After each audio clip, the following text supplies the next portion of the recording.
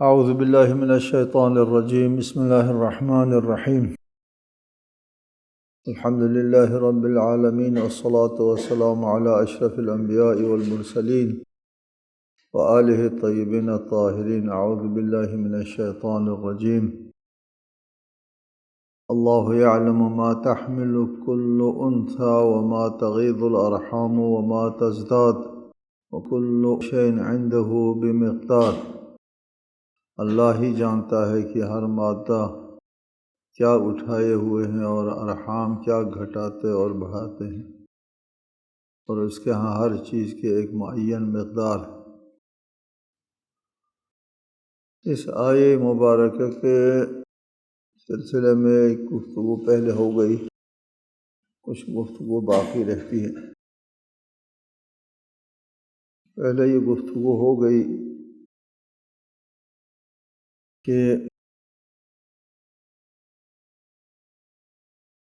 ارحام میں موجود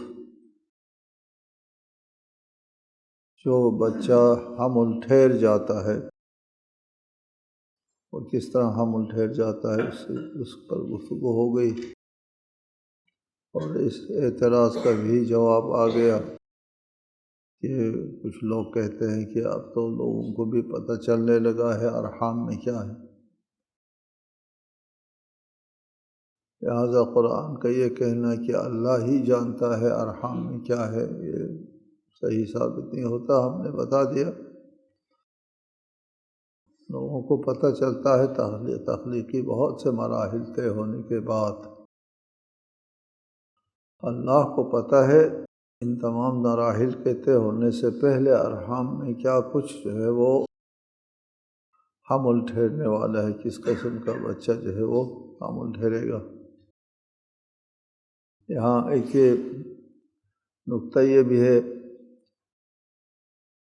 کہتے ہیں کہ جرثومہ پدر اور تخم مادر یہ دونوں جفت ہوتا ہے تو حمل ٹھہرتا ہے. باپ کے جرثومے دو قسم کے ہوتے ہیں. ایک کا ان لوگوں نے وائی نام رکھا ہے اور ایک کا نام ایکس رکھا ہے. وائی اور ایکس نام کے دو قسم کے جرثومے ہوتے ہیں تخم جرثومہ پدر میں، جبکہ تخم مادر میں ایک قسم کی چیز ہوتی ہے. تخم مادر ایک قسم کو، اس کا نام ایکس ہے، یعنی تخم مادر میں صرف ایکس ہوتا ہے، جبکہ جرثومہ پدر میں ایکس یا وائی ہوتا ہے.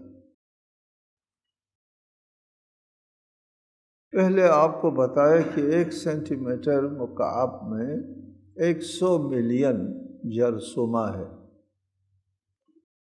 ایک ملی میٹر میں یعنی جرثومہ نطفہ پدر کے 1 ملی میٹر کے اندر 100 ملین جرثومے موجود ہیں، صرف 1 ملی میٹر میں.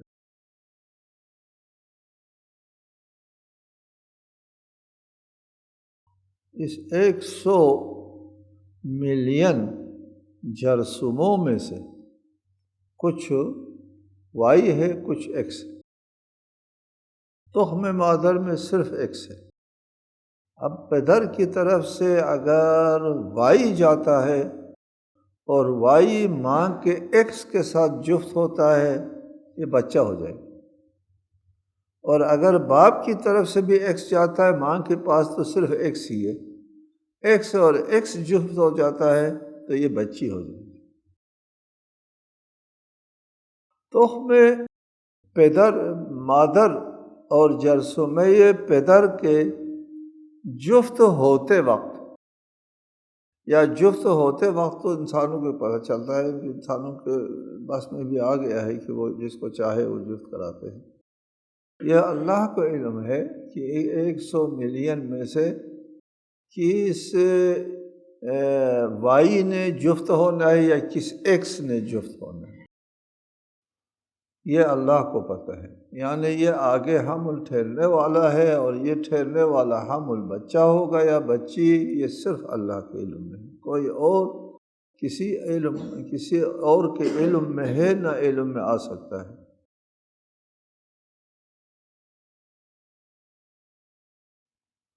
آگے ارشاد فرمایا اللہ یعلم ما تحمل کل انثی وما تغیض الارحام وما تزداد۔ ارحام جو ہے جن چیزوں کو کم کرتے ہیں، رحم مادر جن چیزوں کو کم کرتا ہے اور جن چیزوں کو زیادہ کرتا ہے، اس کا بھی اللہ کو علم ہے کہ کس چیز کا کم کرنا ہے، کس چیز کا زیادہ کرنا ہے۔ ما تغیض کم و ما تزداد زیادہ، یہ کمی اور زیادتی کس قسم کی ہے اور کیا چیز ہے، اس میں مختلف اقوال ہیں، روایات بھی مختلف ہیں۔ بعض لوگ کہتے ہیں کہ اس میں رحم کے بعض مواد کا اخراج جو ہے وہ کم ہے اور بعض مواد کا اضافہ ہوتا ہے، بچے کی پرورش کے لیے ضروری ہوتا ہے۔ ایک تفصیل ہے، اس پہ جانے کی ضرورت نہیں ہے۔ وہی چیز ہے جو بچے کے حمل ٹھہرنے کے بعد رحم مادر ایک محیر العقول فعالیت میں آ جاتا ہے، بعض چیزوں کو نکال باہر کرتا ہے اور بعض چیزوں کا اضافہ کرتا ہے، وہ ہے جدید معلومات کی روشنی میں۔ کچھ لوگ کہتے ہیں کہ اس سے مراد ما تغیض و ما تزداد سے مراد یہ ہے کہ کبھی ایک بچہ پیدا ہوتا ہے، کبھی دو بچے پیدا ہوتے ہیں، کبھی دو سے زیادہ، کبھی 4 5 تک بھی 7 تک بھی پیدا ہو گئے ہیں ایک ساتھ۔ کہ آنے والے جو ہے وہ حمل، ایک بچہ حمل ٹھہرنے والا ہے اللہ کے علم میں ہے، 2 ٹھہرنے والے، 3 4 تک ٹھہرنے والے ہیں، یہ اللہ کے علم میں ہے۔ 2 قول۔ تیسرا قول ہے کہ مدت حمل میں کمی اور بیشی کو اللہ جانتا ہے، یہ بچہ جو ہے وہ کتنے مہینے میں اس کی ولادت ہو جائے گی۔ 6 مہینے میں ولادت ہو جائے گی، 6 مہینے کا بچہ بھی زندہ رہتا ہے، 7 مہینے کے نہیں رہتا زندہ، قدرت ہے۔ 9 مہینے میں بچہ پیدا ہوتا ہے، 10 مہینے میں بچہ پیدا ہوتا ہے، سال میں ہوتا ہے۔ یہاں دلچسپ ہے وہ اختلافی بات جو فقہی مکاتب میں ہے۔ امام مالک کے نزدیک کہتے ہیں نا اقصی مدت الحمل، بچہ ماں کے پیٹ میں زیادہ سے زیادہ کتنی مدت رہ سکتا ہے؟ امام مالک کہتے ہیں زیادہ سے زیادہ 5 سال تک رہ سکتا ہے، اور امام شافعی کہتے ہیں وہ 4 سال، کچھ مکاتب ہے 2 سال کہتے ہیں، امام ابو حنیفہ کہتے ہیں 2 سال ہے۔ فقہ جعفریہ 10 مہینہ ہے، 9 مہینہ عام طور جو ہے وہ بچہ دنیا میں آ جاتا ہے، بچے کی ولادت ہوتی ہے۔ اقصی مدت الحمل جو ہے وہ 10 مہینہ ہے۔ اس کا مطلب یہ ہوتا ہے کہ یہ بچہ اس باپ کا ہے یا نہیں، اس پر آثار مترتب ہوتا ہے۔ بہرحال یہ اللہ جانتا ہے کہ حمل جو ہے کس چیز کو کم کرنے والے ہے، رحم جو ہے کس چیز کو کم کرنے والا ہے اور کس چیز کو اضافہ اور زیادہ کرنے والا ہے۔ وَكُلُّ شَيْءٍ عِندَهُ بِمِقْدَارٍ، اللہ کے پاس ہر چیز ایک مقدار ہے، ہر چیز کے مقدار کا تعین ہے اللہ کے پاس۔ اس معینہ مقدار میں اگر وہ چیز آ جاتی ہے، وہ چیز اعتدال میں رہتی ہے، یا دوسرے لفظوں میں وہ صحت مند رہتی ہے۔ وہ عندہ بمقدار، اللہ کے پاس، اللہ کے نظام میں، اللہ کے تخلیقی سسٹم میں جس مقدار کا تعین ہے، اس چیز کو اسی مقدار میں رہنا ہوتا ہے، صحت مند رہتا ہے۔ اس مقدار سے اونچ نیچ ہو گئی، بیمار، فساد، خراب۔ ایک ہم آپ کو مثال دیتے ہیں اسی انسانی تخلیق کے سلسلے میں، وکل شیء عندہ بمقدار کے سلسلے میں بہت سی باتیں ہو سکتی ہیں، بہت ساری باتیں کل کائنات کے بارے میں آپ مطالعہ کریں کہ اس مقدار کے اندر ہے کل کائنات سے، انداز نہیں ہے، قانون ہے یہاں۔ آپ کو تقدیر کے بارے میں بھی بتایا ہے، یہ بھی ہے تقدیر سے ہے، مقدار کہہ دے تقدیر کہہ دے، یہ کائنات کا ایک تقدیر معین ہے اللہ تعالیٰ کی طرف سے۔ تقدیر معین ہونے کا مطلب ایک سسٹم اور نظام کا تعین ہے، اندھادھن نہیں۔ اسی تخلیق میں دیکھ لیں کہ جب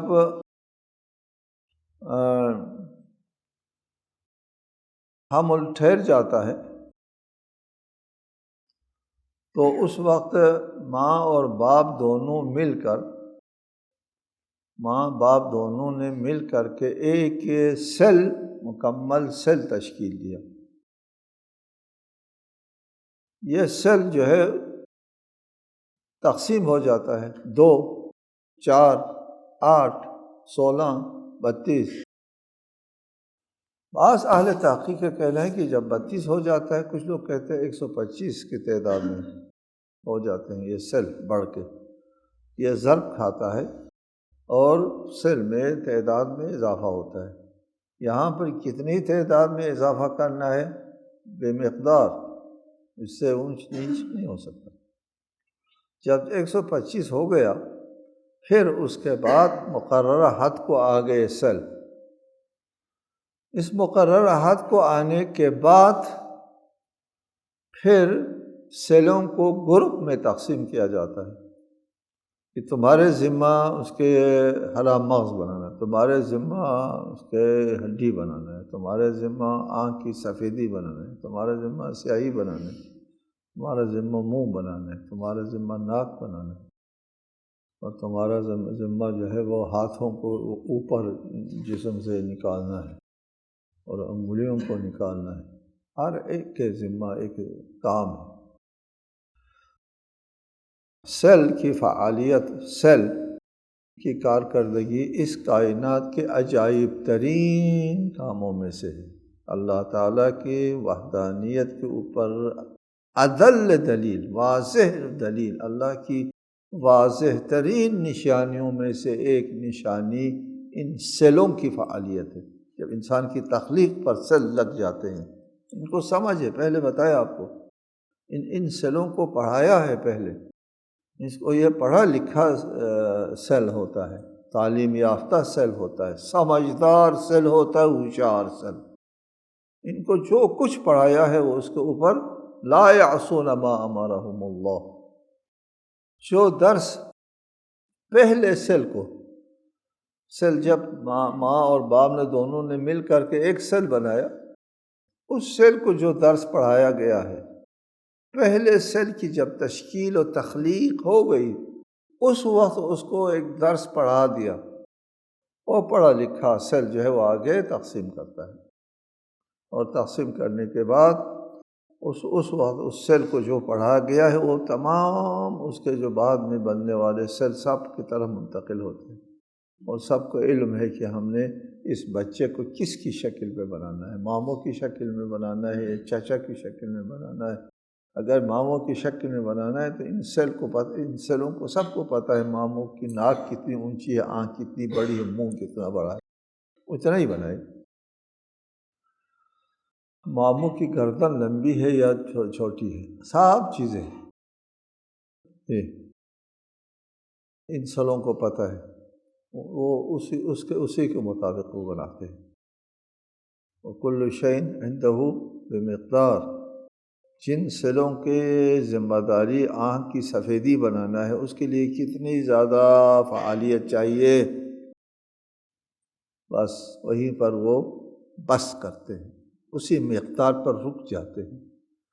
سیاہی بنانے والے کو بھی پڑھایا گیا ہے اتنا بنانا ہے، وہ اتنا ہی بناتے ہیں، وہاں رک جاتے ہیں۔ تمام سیل سمجھدار ہے، پڑھا لکھا ہے۔ جب یہ سیل جو ہے وہ پاگل ہو جاتے ہیں، سمجھداری اس کی ختم ہو جاتی، پاولے ہو جاتے ہیں یہ سیل، اس کو کیا کہتے ہیں، اس بیماری کو کینسر کہتے ہیں۔ کینسر کیا ہے؟ سیل سے اس کی سمجھداری سلب ہو جانا، سیل کا پاگل ہو جانا، اس سے عقل سلب ہو جانے کو کینسر کہتے ہیں۔ پھر وہ ناسمجھ ہو جاتا ہے، وہ اوٹ پتنگ جو ہے وہ ادھر مارتا ہے، سر مارتا ہے، ادھر سر مارتا ہے، جسم کا نظام مختل ہوتا ہے، وہ کل شیء عنده بمقدار سے نکل جاتا ہے۔ جب کل شیء عنده بمقدار سے نکل گیا وہ زندہ نہیں رہ سکتا۔ اللہ کے وضع کردہ نظام سے منحرف ہونے کے بعد پھر اس نظام کے اندر وہ نظام قائم نہیں رہ سکتا، وہ ختم ہو جاتا ہے، مر جاتا ہے۔ ٹھیک ہے؟ اللہ تعالیٰ کی طرف سے جو مقدار مقرر اور معین ہے، اس کو شروع میں کہا وہ صحت مند ہے، کہتے ہیں اس کو صحت مند کہتے ہیں، سالم کہتے ہیں۔ عندہ بمقدار، اللہ کے نزدیک معین ہے۔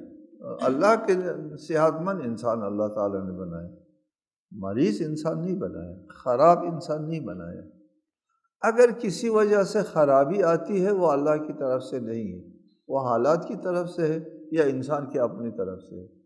ایک حالات کی طرف سے انسان مجبور ہوتا ہے کسی بیماری کے لیے، کسی اور معذور بچہ پیدا ہوتا ہے، کسی ماں باپ کے صحت کی خرابی کی وجہ سے۔ ماں باپ کی صحت کی خرابی کہاں سے آئی ہے؟ ماں باپ کی ناسمجھی کی وجہ سے، خلاف ورزی کی وجہ سے، یا خلاف ورزی نہیں کسی آفت کی وجہ سے، جیسے بھی ہے وہ من عندنا ہے، من عندنا ہے۔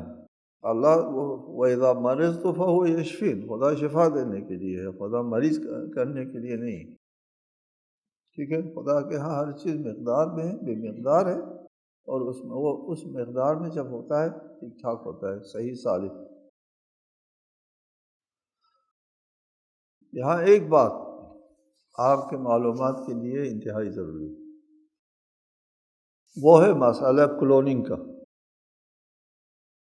ہم نے ایک مرتبہ بحث کی ہے کلوننگ کی، ایک آیت کے ذیل میں،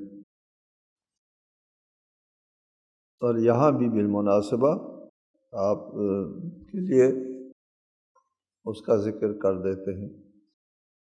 کلوننگ کیا ہے؟ آپ کو پہلے بتا دیا کہ عام طور پر انسان کی پیدائش جو ہے ماں باپ دونوں کی اشتراکیت سے ہوتی ہے۔ یہ بھی آپ کو بتا دیا ماں کا جو تخم ہے اور باپ کا جو جرثومہ ہے یہ دونوں آدھا آدھا سیل ہے۔ ماں بھی سیل میں 46 کروموزومز ہوتے ہیں، 46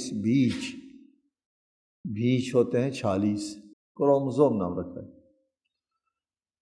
ایک مستقل سیل کے اندر۔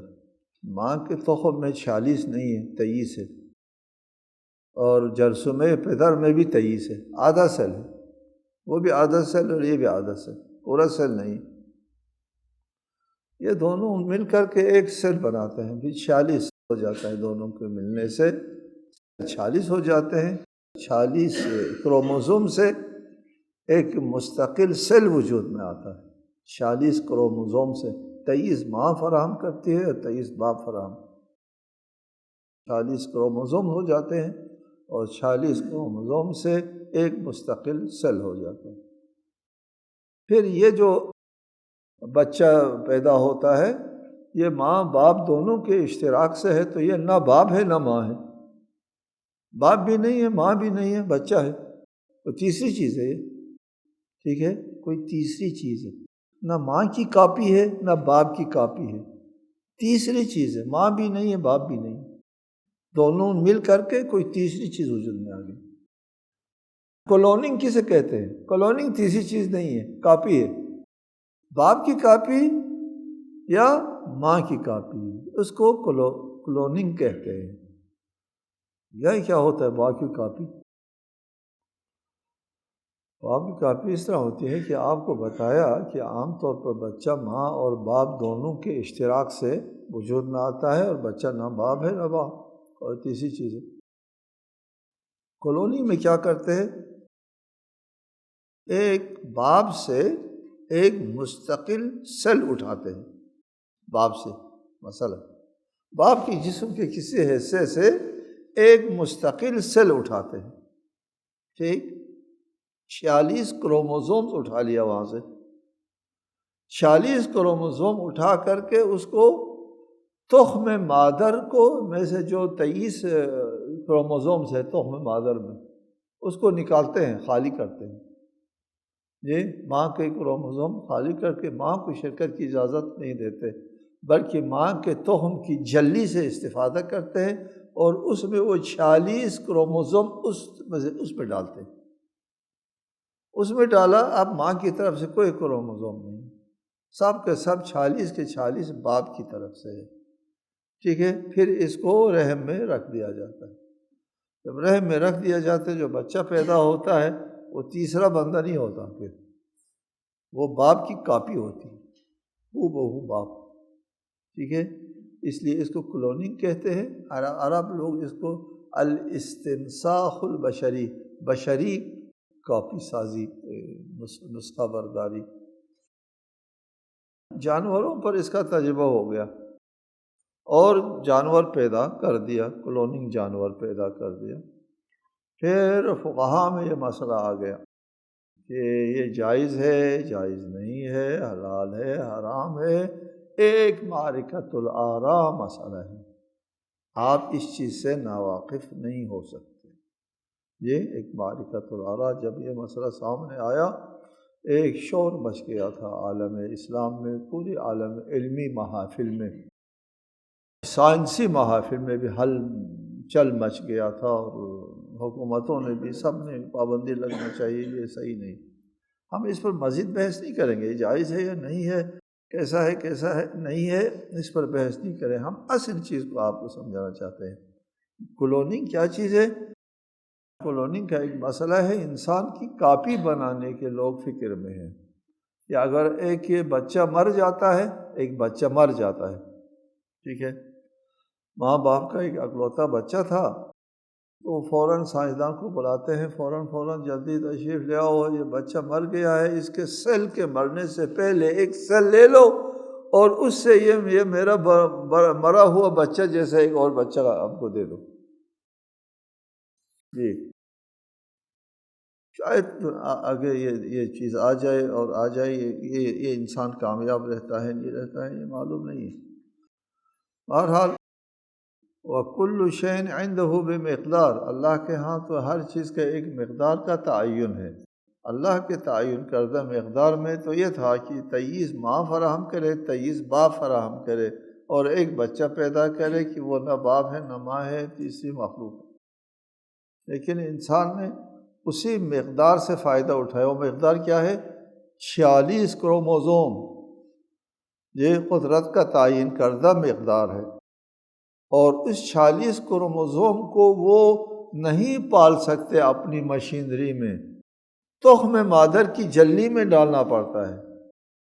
تخم مادر کی جلی میں ڈالے تو پھر وہ رحم میں ڈالے تو پھر وہ تقسیم ہو جاتا ہے، 2 4 8، یہ پھر وہ بچہ بن سکتا ہے۔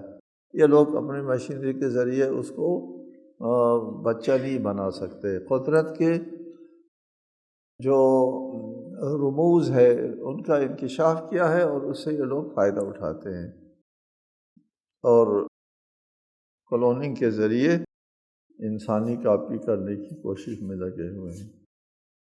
السلام علیکم ورحمۃ اللہ وبرکاتہ۔